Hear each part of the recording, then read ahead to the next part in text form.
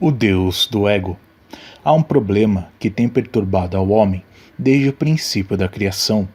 Tudo começou quando o homem tomou a decisão de fazer a sua própria vontade em vez de obedecer ao mandamento de Deus. Referimos-nos ao problema do eu ou do ego. A palavra ego vem do latim e o dicionário a define da seguinte forma: a parte do ser humano que pensa, que sente e que atua, que é consciente de si mesma, consciente de que é diferente dos outros seres ao seu redor. Podemos dizer que é a parte interior, a parte central do ser humano. É a parte que distingue um ser humano de outro. A palavra egoísta é derivada da palavra ego, e um dicionário mostra esta definição. O nome dado aos que seguiam a Descartes, que tinham a opinião de que não podiam confiar em nenhuma coisa fora de sua própria existência e das operações e ideias da sua própria mente. Num sentido informal, podemos dizer que o ego é uma preocupação desmedida por si mesmo, é vaidade ou presunção. O ego é a tendência do homem de considerar-se como o centro do universo. Ele se considera o mais importante e crê que tudo gira ao seu redor e de seus interesses. É um amor desmedido por si mesmo. Há outro termo derivado da palavra ego, que é egolatria. Esta palavra significa culto a si mesmo. Todos sabemos que a tendência do ser humano é elevar-se a si mesmo ao nível que alcance ser como Deus da nossa vida. Deus estabeleceu bem no princípio do seu trato com o povo o fato de que somente o Deus Criador e verdadeiro deve ter lugar no coração de seus filhos. Quando Deus entregou os 10 mandamentos a Moisés no deserto, o primeiro deles dizia: "Não terás outros deuses diante de mim." Êxodo 20, versículo 3. Como Criador e sustentador de toda a criação, Ele é o único Deus que merece adoração e lealdade. Ele é Deus zeloso e não pode permitir que outro Deus compartilhe o trono com Ele. Deus continua dizendo no versículo 5 de Êxodo 20: "Não te encurvarás a Ele, nem a servirás, porque eu, Senhor teu Deus, sou Deus zeloso, que visita a iniquidade dos pais nos filhos, até a 3ª e 4ª geração daqueles que me odeiam." O conflito se deu porque o ego do homem não quis humilhar-se sob o mando de outro e compete pela posição da mais alta autoridade na vida da pessoa. Quando Satanás chegou a Eva no jardim do Éden, o atrativo da sua oferta era a promessa de satisfazer o desejo do ego por tomar do fruto proibido. Adão e Eva haviam estado satisfeitos em sujeitar-se ao mandamento de Deus e não pensavam em desviar-se dele. Mas quando Satanás semeou a dúvida em Eva e despertou-lhe o ego, o seu pensamento mudou. Ela começou a duvidar da autoridade única do Deus verdadeiro na sua vida. Talvez tenha se feito perguntas semelhantes às que vemos na ilustração.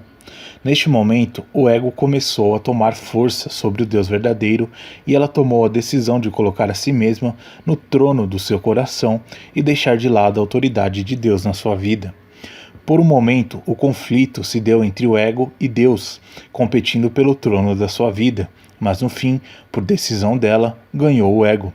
Eva colocou a Deus e seu mandamento de lado e seguiu o que agradaria a ela.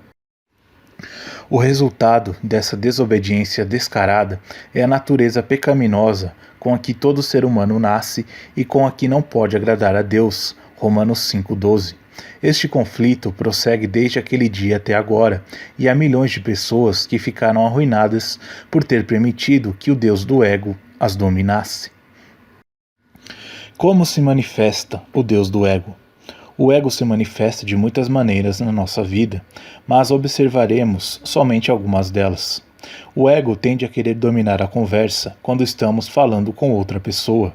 A conversa gira em torno de si mesmo. O que eu tenho feito, o que eu posso fazer ou o que penso, quer dizer, meu mundo. Quando a outra pessoa tenta introduzir as suas ideias, eu a interrompo e continuo falando das minhas conquistas e das minhas ideias. O ego pensa em si mesmo, não tem tempo para outros. O ego também se manifesta quando eu me iro e fico impaciente com outras pessoas por qualquer coisa. Facilmente me irrito e sinto que estão abusando de meus direitos. Isso não agrada ao ego, mas me incomoda e me irrita. O ego se mostra quando não aceito o conselho ou a correção que outra pessoa quer dar para mim, e quando não gosto que outros se intrometam na minha vida. O ego é autossuficiente e não deseja que outros interfiram com a sua agenda. O ego também se manifesta no fato de que não posso perdoar a outro por algum mal que me tenha feito. Em vez de perdoar, o ego guarda rancor por muitos anos, às vezes por toda a vida, e pensa que está fazendo um mal ao outro em retribuição pelo mal que o outro fez.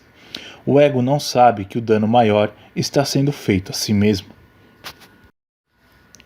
O que podemos fazer com este Deus chamado ego? Yeshua nos ensina claramente que o requisito para segui-lo é negar-nos a nós mesmos. Se alguém quiser vir após mim, renuncie-se a si mesmo, tome sobre si a sua cruz e siga-me. Mateus 16, 24. Não nos fala necessariamente de privar-nos de coisas que gostaríamos de ter, ainda que poderia incluir isso, mas de um modo de viver que ele requer de seus seguidores. É um princípio que devemos aplicar em nossa vida a todo momento. O seguidor de Yeshua deve renunciar às demandas do seu antigo ego, porque este tem sido crucificado junto com ele. Já estou crucificado com Cristo e vivo, não mais eu, mas Cristo vive em mim. Gálatas 2:20. Agora vivemos sob um novo princípio, um novo estilo, um novo rei que governa a nossa vida. É Yeshua aquele que governa a nossa vida e não nós a nós mesmos. Alguém disse assim: ninguém pode prejudicar-se mais do que amar-se a si mesmo mais do que a Deus. Yeshua disse: e quem não toma a sua cruz e não segue após mim, não é digno de mim. Mateus 10, versículo 38. Em João 12, 25, Yeshua nos diz: quem ama a sua vida, perdê-la-á, e quem neste mundo odeia a sua vida, guardá-la-á para a vida eterna. Para produzir fruto, o grão de trigo tem que morrer primeiro. João 12, 24. Irmão, se somos sinceros com nós mesmos, temos que reconhecer que uma das lutas mais tenazes na nossa vida é a luta contra o ego, contra a carne e contra o egoísmo, e a favor de deixar que Deus tome o completo controle da nossa vida. Mesmo depois de tê-lo crucificado, o ego volta a aparecer e é necessário voltar a tratar com ele. O apóstolo Paulo disse que morria diariamente, 1 Coríntios 15, 31. É algo com o qual temos que tratar continuamente, pois disso depende em grande parte que consigamos a vitória cristã na nossa vida. É um fato que o ego limita constantemente contra Yeshua para que não ocupe o trono. Para conseguir a vitória sobre o ego, recordemos que temos que tomar uma decisão. Quando enfrentamos uma situação, façamos a pergunta: o que mais agradaria a Deus? O que lhe causaria um sorriso de aprovação? Não devemos basear a decisão sobre o que agrada a nós mesmos. A diferença entre essas duas opções é determinada precisamente por quem está no trono da nossa vida. Quem está no comando? Irmão, não pode esperar o êxito da tua vida espiritual se houver disputa pelo trono da sua vida. Deus não compartilha o trono com o outro. Se você ceder lugar para o ego, Deus se afastará de ti e frustrará o seu plano para a tua vida. Para concluir, quero fazer algumas perguntas para reflexão. Quem está no trono da tua vida? Na tua relação com os outros, o que se manifesta quanto ao ego? Está morto ou vivo? Tenta servir ao Senhor e ao mesmo tempo manter o eu vivo em pé?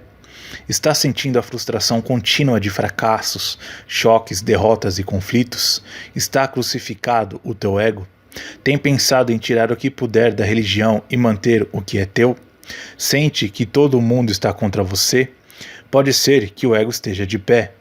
Yeshua disse que não poderemos ser seus discípulos se não estivermos dispostos a tratar com o Deus do ego. Para ser seus discípulos, temos que crucificar o ego e sepultá-lo.